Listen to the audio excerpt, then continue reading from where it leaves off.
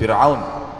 Fir'aun 10 tahun lebih didakwai Nabi Musa alaihissalam. Wahai Fir'aun, kenapa ngaku Tuhan? Sebelumnya sudah ada Namrud, Allah hancurin. Diingatkan, tidak mau dengar.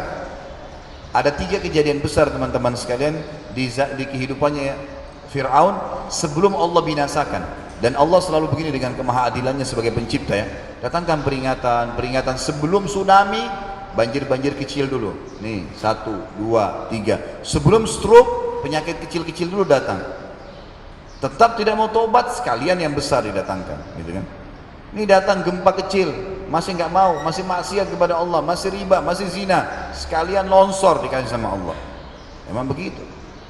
Maka Fir'aun nih ngaku sama. Di Mesir, tadi di Babilonia Namrud, ini setengah Asia, Irak, Iran, Afghanistan, Rusia, Cina, semua sampai ke kita Indonesia dikuasai Namrud, setengah dunia Asia.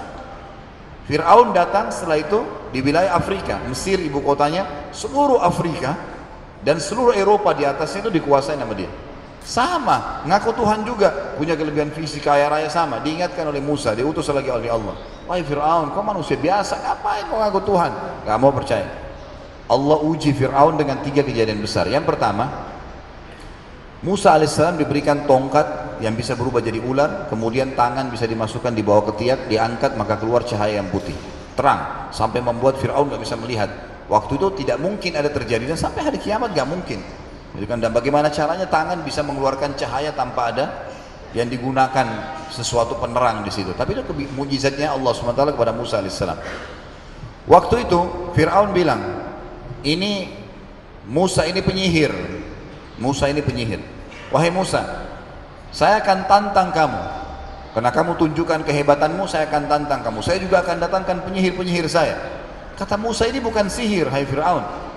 Kamu tidak akan diminta, saya tidak minta kau turun dari tahtamu. Kamu cuma beriman kepada Allah Tuhan. Jangan mengaku Tuhan. Hanya itu, kerajaanmu tetap. Gak mau tahu, saya akan datangkan penyihir. Coba pilih Musa, hari apa kau pilih sebagai hari tanding kita? Kebetulan waktu itu ada namanya hari zina. Dalam Al-Quran dikatakan Yomuz Zina. Hari zina ini hari di mana Fir'aun mengeluarkan singgasananya di sebuah lapangan luas. Masyarakat Mesir datang lalu sujud-sujud menyembah dia sebagai Tuhan.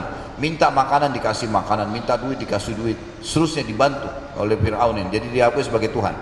Namanya hari zina. Hari waktu itu disilakan dengan Yomuz Zina. Ringkas cerita kata Musa, hari zina kita tanding. Kata Fir'aun, baiklah. Fir'aun sebarin di seluruh Afrika, siapapun yang mengaku punya ilmu sihir hebat datang. Dan kalau mau menjadi orang yang dekat dengan Fir'aun dapat gaji yang besar, maka datang. Datanglah pada saat itu. Khilaf di antara ahli sejarah menyebutkan riwayat-riwayat tentang berapa jumlah penyihir. Ada yang mengatakan 100, ada yang mengatakan 1000, ada yang mengatakan sampai jumlah terbesar 10.000 penyihir datang. Itu mereka datang semua, dan sampai sekarang masih terkenal penyihir-penyihir yang hebat itu dari Afrika. Istilahnya begitu. Maka datang semuanya nih. Waktu mereka datang, mereka berkata, wahai Fir'aun. Fir'aun ini diistilahkan dulu nama ya, nama julukan, seperti orang bilang wahai raja gitu. Wahai Fir'aun, apa kira-kira yang kami akan dapatkan kalau kami menang? Kata Fir'aun, apa saja yang kalian minta, silakan, dan kalian pasti akan menjadi orang-orang yang dekat dengan saya. Disebutkan dalam surah Al-Qasas, cerita-cerita ini panjang lebar dan beberapa kali diulangi dalam surah Toha dan seterusnya. Yang terjadi teman-teman sekalian, kata penyihir-penyihir ini, mana lawan kami mana? Kata Fir'aun, itu sana yang 2 orang, Musa sama Harun saudaranya, itu 2 orang. Kata penyihir-penyihir ini, 2 orang itu kita lawan semua jumlah penyihir ini. Kata Fir'aun, iya, lawan, bunuh, yang penting lawan, kalahkan dulu. Kata mereka, baiklah.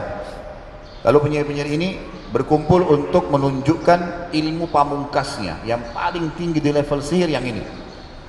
Mereka sepakat, kata Allah SWT, yukhayyalu min sihrihim annaha tas'a. Mereka mengubah benda seakan-akan benda itu bergerak padahal tadinya tidak bergerak. Kayak pohon bisa bergerak, tali bisa bergerak, bisa berubah wujud, tapi yang lihat yang kena sihir saja, gitu kan. Yang terjadi, mereka sepakat, mereka pegang tali. Kalau kita ambil jumlah tertinggi dari penyihir ini adalah 10.000 orang, berarti 10.000 tali. Semua orang kumpul, ini jutaan, ribuan orang, ratusan ribu orang berkumpul. Letakkan semua, mereka lempar talinya, berubah menjadi ular, bergerak-gerak. 10.000 tali, 10.000 ular yang saksikan ratusan ribu, mungkin jutaan orang. Semua orang bersorak-sorak waktu itu. Musa alaihissalam hanya berdua dengan Harun alaihissalam, saudaranya. Dalam Al-Quran Allah mengatakan fa'aujasna fi nafsi khifatan Musa. Musa sempat takut sejenak. Qulna la takhaf innaka antal a'la. Kami berkata jangan kau takut hai Musa, kamu yang lebih benar. Pasti kamu akan menang. Wa alqi ma fi yaminik. Kamu mendekat ke sana, lempar yang di tangan kananmu, tongkatmu itu. Talqafu ma sana'u. Pasti akan mengalahkan apa yang mereka lakukan. Innama sana'u kaidu sahir. Yang mereka buat adalah perilaku penyihir-penyihir. Wala yuflihu sahiru haitsu ata. Mustahil penyihir bisa menang di depan ayat-ayat Allah. Musa alaihissalam datang, dilempar tongkatnya. Perlu teman-teman tahu ya, kalau ada penyihir yang mendemokan sesuatu di hadapan anda, letakkan tali atau merubah benda, maka kalaupun itu benda berubah menjadi seperti hewan buas atau saja, pastikan tidak akan bisa menyerang. Nggak bisa. Itu hanya demonstrasi, demo saja di depan kita berubah wujud. Itu yang Allah ceritakan dalam Al-Quran, dan itu terjadi pada penyihir-penyihir Fir'aun. Jadi apa rahasianya? Penyihir Fir'aun semuanya, kalau kita ambil dari jumlah terbanyak 10.000 orang, langsung sujud pada saat Musa alaihissalam lempar tongkatnya. Kira-kira apa? Kita bayangkan pada saat itu sekian juta orang lagi berkumpul di lapangan, semua menyaksikan tanding nih. Ini seperti tanding bela diri, tanding keterampilan, ya kan? Luar biasa. Ular berubah jadi banyak, 10.000 tali berubah jadi ular semua. Kira-kira bagaimana keadaannya Musa sama Harun berdua nih? Kalau kita bayangkan kita di kondisinya Musa, bagaimana? Dilempar tongkat tersebut sesuai dengan perintah Allah, maka yang terjadi tiba-tiba berubah menjadi ular besar, dan ularnya Musa alaihissalam ini jalan, kemudian memakan ular-ularnya penyihir itu. Mereka tahu si penyihir, kalau apa yang mereka demokan tidak mungkin menyerang, tapi ularnya Musa menyerang, bahkan memakan. 10.000 tali semua dimakan dan orang semua saksikan. Apa yang terjadi? Kata Allah, fa'ulqiyas saharatu sujjada. Semua penyihir itu sujud langsung. Qalu amanna bi rabbi Musa wa Harun. Kami beriman kepada Tuhannya Musa dan Harun. Udah, ini nggak mungkin sihir nih. Ini pasti luar biasa ini. Karena sihir tertinggi adalah seperti tadi, dan mereka tahu itu. Maka Fir'aun marah waktu itu. Ringkas cerita, kenapa kalian beriman kepada Musa? Ini adalah ketua penyihir kalian. Tetap nggak mau sadar, nganggap ini sihir. Musa datang, wahai Fir'aun, ini bukan sihir, ini mukjizat. Saya nabi dikasih tongkat ini berubah mukjizat, bukan sihir. Ini penyihir, kamu semua sudah ngakuin. Enggak, saya nggak percaya. Ini kejadian pertama. Peringatan dari Allah sudah datang, nggak mau. Peringatan kedua datang. Apa yang terjadi teman-teman sekalian? Allah Azza wa Jal menahan air untuk Mesir. Nggak turun hujan. Kayak kita gini kemarau, sama sekali nggak ada hujan. Dan saking panasnya waktu itu Mesir ini, wilayah gurun pasir hampir sama semua ya. Kalau sekarang kita sudah bisa mengukur suhu tentunya, suhunya itu bisa sampai 50-55 derajat gitu kan, panas sekali. Maka yang terjadi waktu itu panas, dan saking panjangnya musim kemarau, sampai-sampai sumber kehidupan masyarakat Mesir, Sungai Nil kering, habis airnya, nggak ada airnya. Fir'aun berusaha mengeluarkan tenaga, ya, biaya, suruh ambil air dari luar Mesir, ambil dari mana saja di Afrika, ambil, yang penting masyarakat bisa hidup. Pertama berhasil, 1 bulan, 2 bulan berhasil. Setelah itu sudah mulai mengering juga wilayah-wilayah lain, dan air yang didapatkan tinggal sedikit, harganya sudah melonjak naik. Bahkan yang lebih parah, prajurit-prajurit Fir'aun karena kehausan di tengah jalan, airnya habis diminum di jalan, gak sampai ke istananya Fir'aun. Tiba satu hari, salah satu penasehatnya Fir'aun datang, karena keadaan sudah krisis nih. Didatangkan segelas air, dikatakan, wahai Fir'aun, air tinggal ini, 1 gelas ini, nggak ada lagi. Habis anda minum ini, nggak ada lagi untuk minum, jangankan mandi, untuk minum saja sudah nggak ada. Fir'aun ini rupanya paling suka menghina air, maksudnya merendahkan air. Jadi kalau dia bicara kepada masyarakat Mesir, dia bilang, wahadil anharu tajri min tahti, lihat nih sungai Nil takluk di bawahku. Dan dia selalu letakkan prajurit-prajuritnya di sekitar pesisir Nil, ada hari-hari tertentu ditahan, nggak boleh ngambil air kecuali memohon kepada Fir'aun, baru dikasih air supaya lebih diakuin dia sebagai Tuhan gitu. Dan saya pernah tahun 89 teman-teman sekalian, waktu itu saya masih SMP, 1989, saya pernah di Kairo. Waktu itu ada paman saya di sana dan saya dikirim oleh ayah saya ke sana. Saya sempat diajak oleh teman-teman yang sudah senior, waktu itu sudah kuliah. Ayo kita lihat piramida yuk, ayo pergi ke wilayah Ahram namanya, piramida itu. Datanglah, kami masukin piramida. Ada satu piramida yang kami masukin itu besar, piramida yang paling besar. Dan itu ternyata di dalam itu unik memang, batu-batu itu luar biasa gitu. Bagaimana bisa terbentuk itu memang satu hal tanda-tanda kebesaran Allah. Tapi kita naik tangga, saya sempat naik tangga sampai capek. Saya masih ingat tangganya kecil, jauh sekali ke atas sampai ke puncaknya tuh. Pas tiba di puncak, ternyata di atas itu ada satu ruangan saja, satu ruangan gitu, tidak terlalu besar. Di situ ada seperti bak mandi, gitu. Cuma untuk kotak gitu. Saya pikir itu mungkin peti apa gitu kan, tapi dari batu terbuat. Saya tanya yang sedang bawa, ini apa akhi? Dia bilang ini tempat mandinya Fir'aun. Tempat mandinya di puncak piramida, di bawah air. Saya bayangkan bagaimana dulu orang-orangnya bawa air ke atas tuh, hanya untuk berendam di air tuh. Luar biasa kekuasaan dia pada saat itu gitu kan. Saya bilang ini tempat mandinya Fir'aun. Dia bilang tempat mandinya aja nih. Subhanallah. Baik, waktu itu Allah uji tuh, nggak ada air kecuali segelas ini. Setelah ini nggak ada air, Anda bisa mati kalau nggak minum. Fir'aun kata, Fir'aun kumpul semua, apa jalan keluarnya nih? Ini lucunya nih, Tuhan bermusyawarah gitu kan, apa jalan keluarnya nih sekarang? Kata mereka, tidak ada lagi jalan. Semua harta sudah dikeluarin, semua upaya sudah dilakukan, semua kekuatan sudah dikerahkan, ada semua ide sudah habis, udah nggak ada lagi Fir'aun. Bahkan sungai Nil waktu itu ditaruh tumbal, dilempar anak gadis lah, ditempar kambing lah, ayam, macam-macam, nggak bisa. Tetap nggak bisa, nggak keluar airnya, karena nggak ada air, kering memang. Langit tidak turunkan hujan, subhanallah. Yang terjadi, ada satu penasihat Fir'aun bilang begini, ada satu yang belum dilakukan wahai Fir'aun. Semangat Fir'aun, apa itu? Tinggal satu ini tidak ada lagi setelah itu. Kata Fir'aun, apa? Coba cepat bilang. Dia bilang, Anda belum minta kepada Tuhannya Musa. Tinggal itu yang belum, yang lain semua sudah. Ini subhanallah, Allah buat keadaan seperti itu gitu kan? Fir'aun dengan semangat panggil Musa. Musa datang alaihissalam, dan kebetulan waktu itu dalam beberapa riwayat disebutkan Musa alaihissalam subhanallah dengan pengikutnya hidup di satu, kayak kalau kita kecamatan gitu ya, wilayah. Di situ ada sumur, tapi orang Fir'aun nggak tahu kalau ada sumur. Mereka hidup gitu kan, ada air. Ringkas cerita adalah Musa alaihissalam datang, lalu Fir'aun tidak mau tunjukkan kebutuhannya nih, duduk dengan keangkuhannya, wahai Musa, kau mengaku kalau Tuhanmu itu bisa turunkan hujan dari langit. Kata Musa, bukan cuma air hujan, apa saja kau minta Allah kasih. Lalu dia bilang, sekarang kan kau tahu Mesir lagi panas, nggak ada air, coba minta pada Tuhanmu turunkan hujan dari langit. Kata Musa, apa kira-kira konsekuensinya kalau Tuhan saya turunkan hujan dari langit? Dia bilang, saya dan pengikut saya akan beriman pada Tuhanmu. Musa alaihissalam senyum sambil berkata, Fir'aun, betulkah yang kau ucapkan ini? Kalau Tuhanku dan Tuhanmu Allah turunkan hujan dari langit, kau akan beriman? Kata Fir'aun, ini semua jadi saksi nih, pemuka-pemukanya semua jadi saksi. Musa alaihissalam di hadapan Fir'aun mengangkat tangan ke langit, teman-teman sekalian, mengatakan, wahai zat Allah, pencipta langit dan bumi, dipuji-puji Allah SWT. Dan terakhir dia mengatakan, yang telah menahan hujan sehingga tidak turun ke Mesir, aku mohon kepadamu turunkanlah hujan untuk Mesir.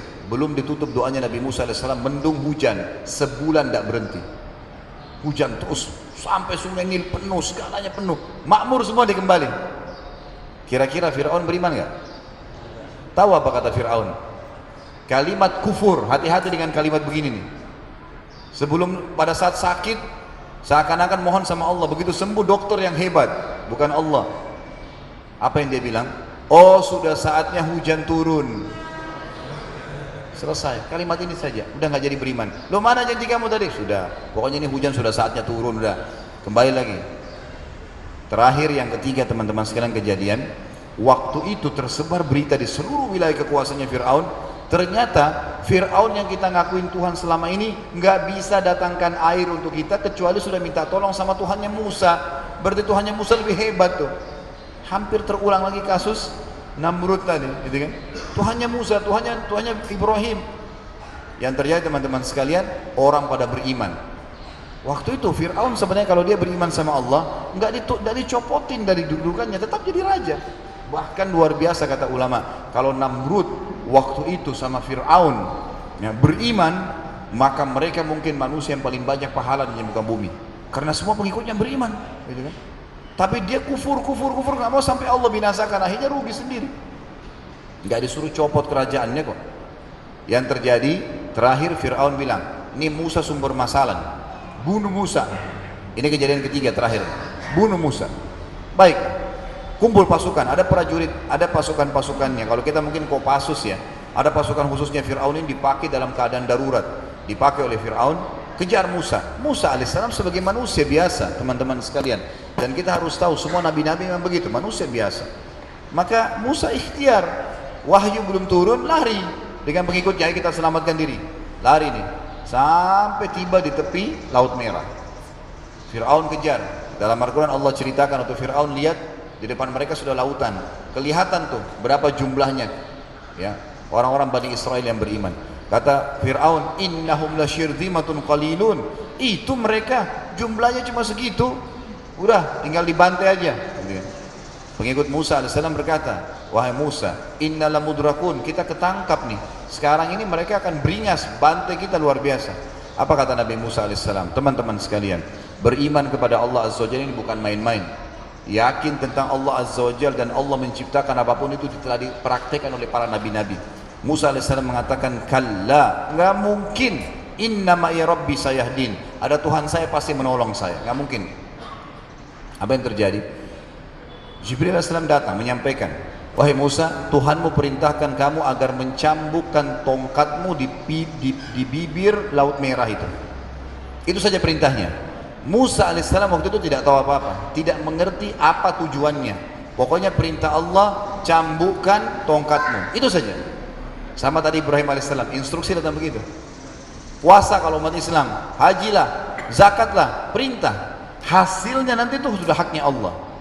Tapi perhatikan, kepatuhan kepada Allah mendatangkan hal yang luar biasa. Waktu itu Musa sudah dikejar, sudah ini beringas luar biasa, pasukan Fir'aun akan membantai mereka. Ini sudah bukan cuma dipenggal, ini mungkin dicincang-cincang mereka kalau ditemuin. Karena Fir'aun sangat benci waktu itu. Yang terjadi teman-teman sekalian, waktu dihantamkan tongkat tersebut, Musa pun alaihissalam sempat kaget. Laut Merah tiba-tiba berdiri, airnya seperti tembok-tembok yang besar.